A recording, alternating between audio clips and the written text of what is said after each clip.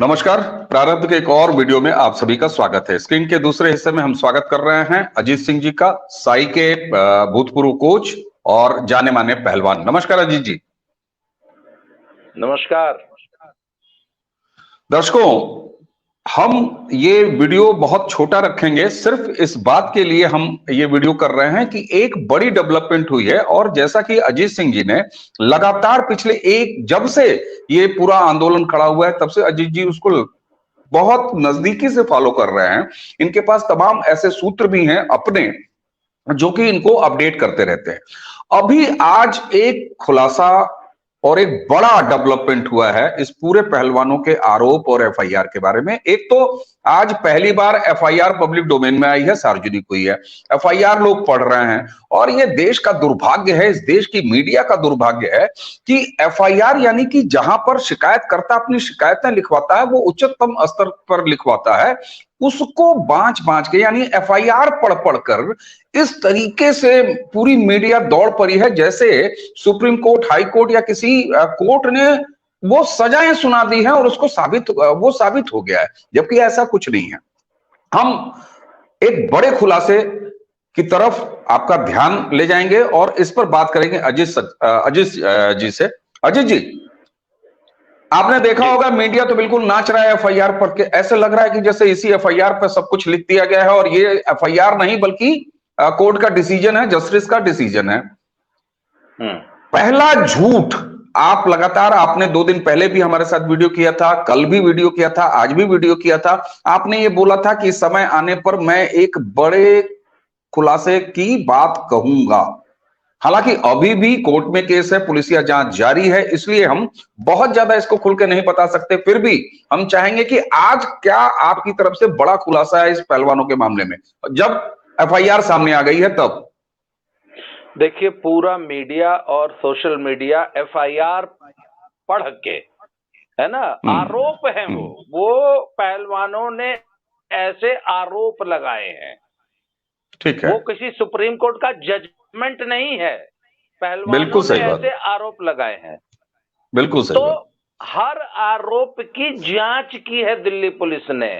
तो मीडिया को जांच में क्या निकला ये खोजना चाहिए, न कि आरोप क्या लगाए गए हैं।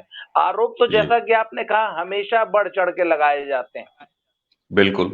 और बहुत से आरोप लगा के लोग फंस जाते हैं तो आरोप वापस भी लेते हैं। और इस ठीक है, केस में भी यही होगा, मैं आज आपको लिख के दे रहा हूं।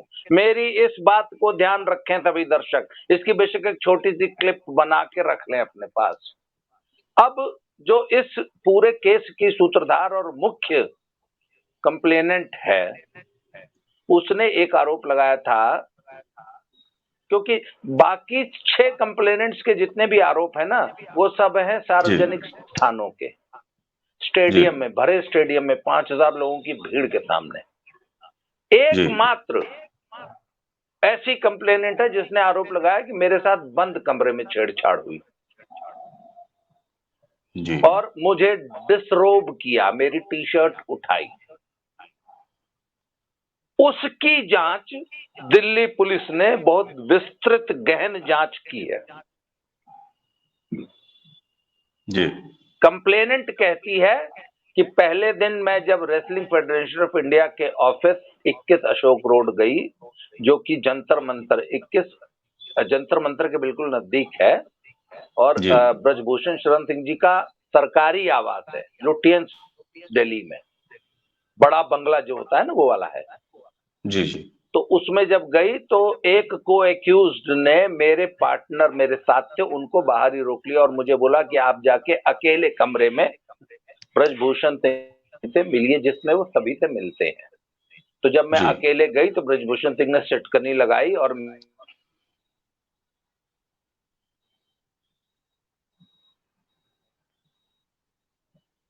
जी अजय जी, आपका वीडियो फ्रीज हो गया है।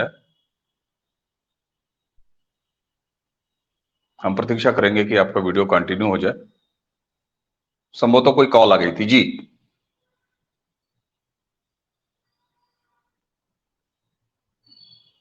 फोन काट देने पर समझते भी नहीं कि भाई अगला फोन काट रहा है, तो बार बार करते हैं।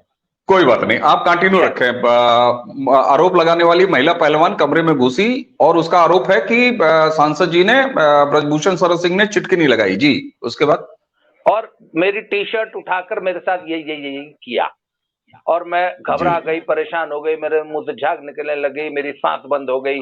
तो मैं जब बाहर निकली तो मेरा पार्टनर भी घबरा गया और मैं घर जाने की स्थिति में नहीं थी, इसलिए मेरा पार्टनर मुझे लेके नई दिल्ली स्थित एक होटल में चले गए हम लोग।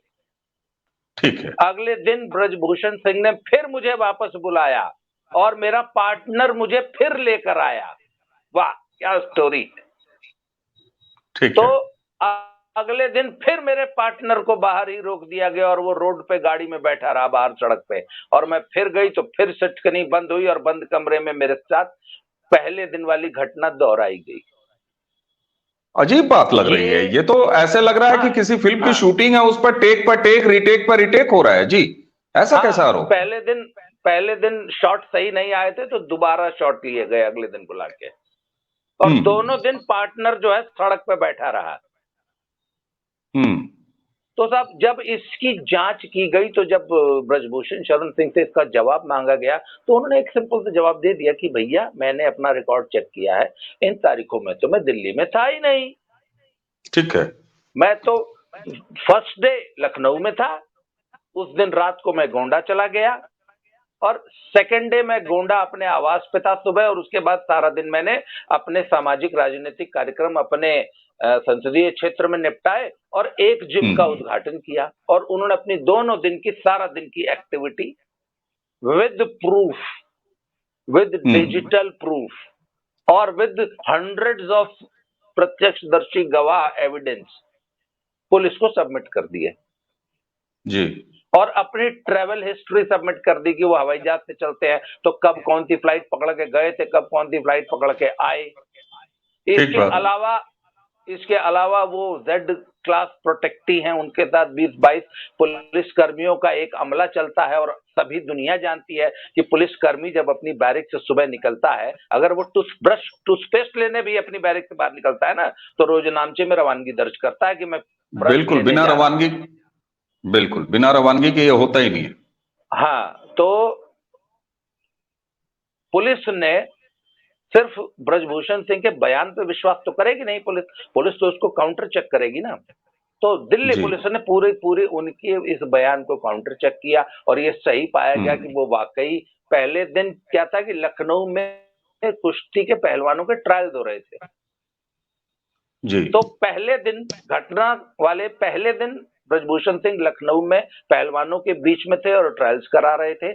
शाम को अपने घर गए हैं, अगले दिन वो गोंडा अपने आवास पे थे और सारा दिन उन्होंने, और ये चीज को काउंटर चेक करने का पुलिस के पास 100 से ज्यादा सोर्सेज होंगे। ठीक है, बिल्कुल सैकड़ों गवाह हैं। तो पुलिस ने अपनी जांच में ये लिख दिया कि नहीं, ये आरोप झूठा है, पहली बात। दूसरी बात कि ऐसा ही एक बार आरोप ओवरसाइट कमेटी के सामने भी इस कंप्लेनेंट ने लगाया था कि अध्यक्ष जी ने, जब मैं तुर्की खेलने गई थी तो वहां पर मेरे साथ इसी तरह बदतमीजी की थी। तो जब ओवरसाइट कमेटी ने अध्यक्ष जी से पूछा कि भैया ऐसा हुआ था तुर्की में, तो अध्यक्ष जी ने अपना रिकॉर्ड देख के बताया कि मैं तो तुर्की गया ही नहीं था। तो फिर उस पे कंप्लेनेंट बोली, ओहो मैं भूल गई थी, ये तुर्की में 2016 की नहीं 2017 में जॉर्जिया की या ऐसे मंगोलिया या कहाँ की बात है। ठीक है। तो उस दिन तो उन्होंने डेट भूल गई। पर यहाँ पे क्या है कि दो घटनाएं हुई हैं। सुबह 21 अशोक रोड में चिटकनी लगा के एक कार्यक्रम हुआ और शाम को होटल गई।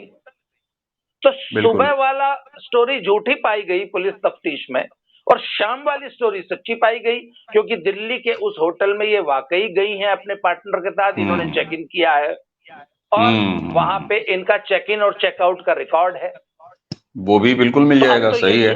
अब तो ये भी बहाना नहीं बना सकते कि ओह मैं डेट भूल गई थी। और सच्ची बात है। 2 दिन लगातार घटना बताई गई है। दोनों दिन ब्रजभूषण सिंह 700 किलोमीटर 500 किलोमीटर लखनऊ है दिल्ली से, 550 और 700-800 किलोमीटर गोंडा होगा। बिल्कुल सही। तो तो भैया कौन सी ऐसी टेक्नोलॉजी है कि हमारे वर्ल्ड चैंपियन पहलवान का जॉनसन जो है 700 किलोमीटर दूर बैठा एक आदमी कर देता है? तो ये इन्हीं आरोपों को लेके न मीडिया उछल रहा है। जी बहुत गंभीर आरोप है, ब्रजभूषण सिंह की मुसीबतें बढ़ी, बहुत गंभीर आरोप है। इस बात तो वैसे वाकई गंभीर है कि साला 700 किलोमीटर दूर से शोषण हो जा रहा है। ऐसी कौन सी टेक्नोलॉजी खोज लिया है भाई? जी जी, ये वाकई बड़ा गंभीर है। लेकिन बिल्कुल, और यहीं पर आके जिसको कहते हैं ना कि हम लोग हमेशा से कहते हैं कि एक जो मीडिया ट्रायल है, ठीक है, आप एफआईआर आज पब्लिक डोमेन में आई है, सार्वजनिक हुई है, आप एफआईआर में जो जो आरोप लगे हैं उसको पढ़िए।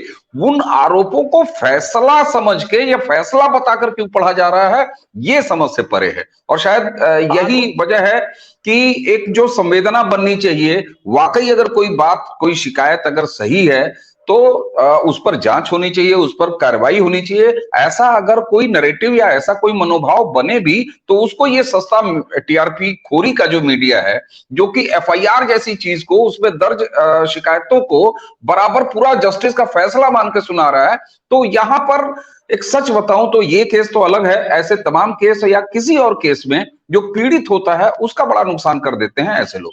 जी, और जो बाकी 6 कंप्लेनेंट्स हैं, उनकी ज्यादातर कंप्लेंट्स जो है ना, पूरे भरे स्टेडियम में फोटो खिंचाते समय ऐसा कर दिए, मैं खाना खा रही थी। अब आप देखिए, जहाँ गेम्स विलेज होता है, यहाँ जहाँ कंपटीशन हो रहा होता है, वहां मेस में 150 आदमी मौजूद रहते हैं।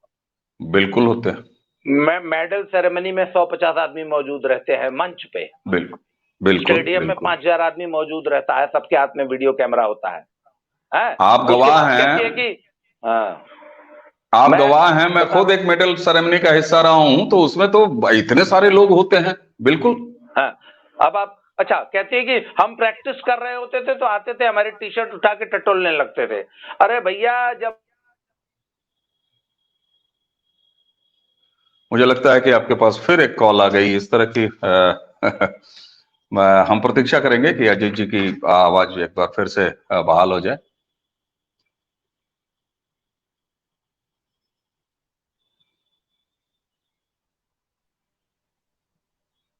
हेलो, जब तक उनकी जी जी जी कोई बात नहीं, आप वहीं से फिर शुरू हो जाएं। जी हाँ, जब प्रैक्टिस होती है मैट पे ना, नेशनल कैंप में, तो 5-7 ठो कोच, 5-10 ठो सपोर्टिंग स्टाफ और 50 ठो पहलवान, 20-25 ठो पहलवानों के अभिभावक मैट पे और हॉल में मौजूद रहते हैं। वहां पे आते थे और टी शर्ट उठा के टटोलने लगते थे।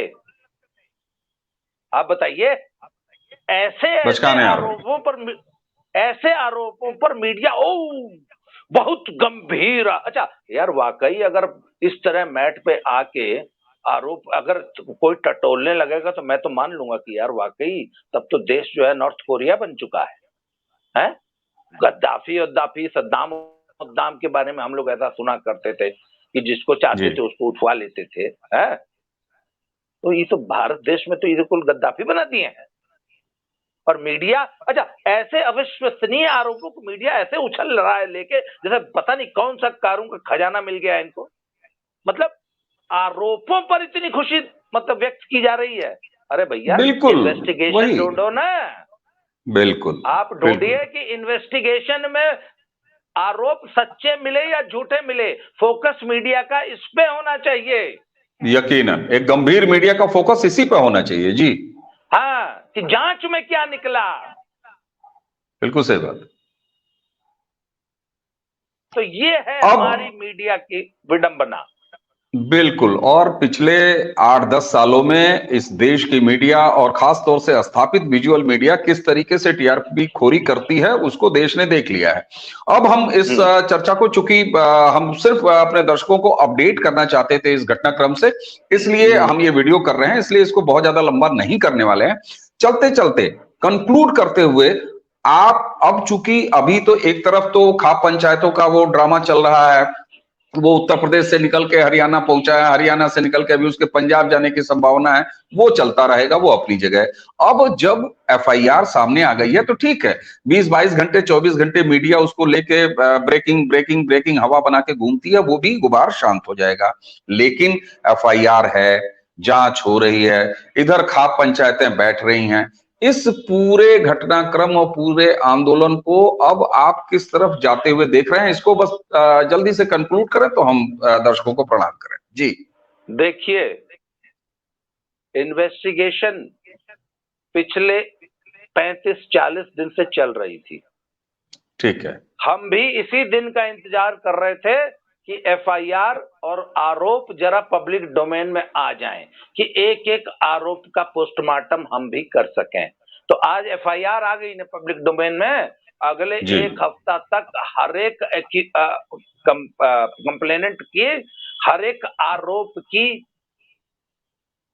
इन्वेस्टिगेशन हम करेंगे मतलब पुलिस ने जो इन्वेस्टिगेशन की है उसकी समीक्षा हम करेंगे। बिल्कुल। अगला एक हफ्ता तो अब समीक्षा चलेगी सर। और बाकी कल सौरम में हुई थी पंचायत किसानों की, आज कुरुक्षेत्र में हुई थी, कुरुक्षेत्र में मंच पर ही जूत बज गया है। और जी, कल वो भी जो है, सुनिए, कल सौरम में यह तय हुआ था कि पहलवानों को एक एक लॉलीपॉप दिया जाए।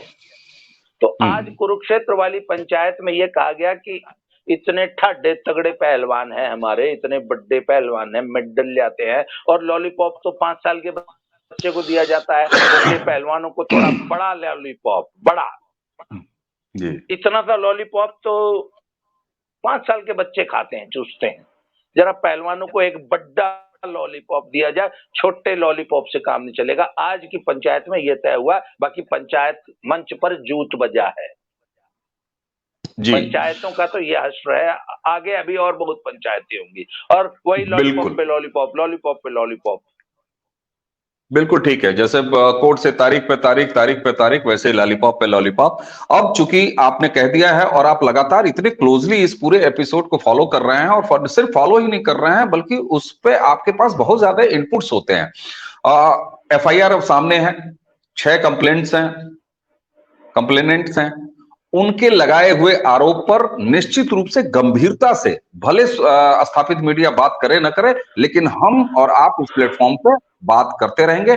अजय जी, आपने हमें समय दिया और ये जो एक घटनाक्रम, एक नया डेवलपमेंट था, इसके बारे में दर्शकों को बताया। आपको मेरी तरफ से और प्रारब्ध की दोनों की तरफ से बहुत बहुत धन्यवाद और बहुत बहुत नमस्कार आपको। बहुत बहुत धन्यवाद अवनीश जी, आपको और प्रारब्ध के सभी दर्शकों को। ये वीडियो दद्दा की खरी खरी मेरे चैनल पे भी जाएगा, तो दद्दा के खरी खरी चैनल के सभी दर्शकों को भी मेरा प्रणाम। एक दद्दा की खरी खरी चैनल के दर्शकों से एक निवेदन करना चाहता हूँ। मैंने पिछले दिनों अपना फोन नंबर सार्वजनिक किया था अपने चैनल पे, जानबूझ के किया था। मैं चाहता था कि ज्यादा से ज्यादा लोग मुझे सूचनाएं प्रेषित करें। पिछले 3-4 दिनों से मेरे ऊपर काम का इतना ज्यादा लोड है कि मैं ना बहुत सारे मित्रों के फोन ले नहीं पा रहा हूँ, और मुझे इतने ज्यादा फोन आ रहे हैं कि मैं परेशान हो गया हूँ और आई एम एक्सट्रीमली टायर्ड, वैसे वर्कलोड की वजह से भी और मेंटल लोड की वजह से भी। तो जिन मित्रों का मैं फोन नहीं उठा पा रहा हूँ, आपसे सबसे क्षमा चाहता हूँ। कृपया अगर कोई जरूरी बात है, जरूरी सूचना है, तो मुझे व्हाट्सएप मैसेज कर दें। कृपया फोन न करें अगले कुछ दिन। मैं आपके प्रत्येक मैसेज का संज्ञान लूंगा, जवाब दूंगा। कृपया मुझे वॉइस कॉल न करें, ये एक छोटी सी रिक्वेस्ट है। बहुत बहुत धन्यवाद, थैंक यू वेरी मच जी। और चलते चलते प्रारब्ध के इस मंच से आप सभी से एक बार फिर वही निवेदन कि प्रारब्ध को अगर सब्सक्राइब नहीं किया है तो सब्सक्राइब कर लीजिए, लाइक करिए, शेयर कीजिए, और हाँ, नीचे कमेंट्स में आप साधिकार हमें बताते रहिए कि हम कहाँ सही हैं, कितने सही हैं, कहाँ गलत हैं, और आप क्या हमसे और देखना सुनना चाहते हैं। तो आइए एक बार फिर अजय सिंह जी का धन्यवाद करते हैं और आप सभी को नमस्कार। नमस्कार। नमस्कार।